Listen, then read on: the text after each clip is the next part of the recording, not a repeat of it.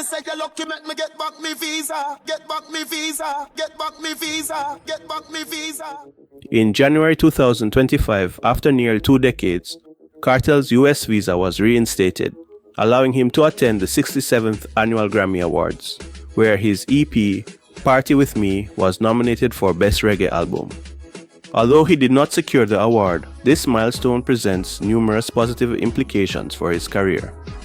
In 2005, the US Embassy revoked Vybz Kartel's visa, severely limiting his ability to perform and promote his music in the United States, a key market for dancehall artists. Despite these obstacles, Kartel's influence remained undiminished, with his music permeating international borders through digital platforms and loyal fan support.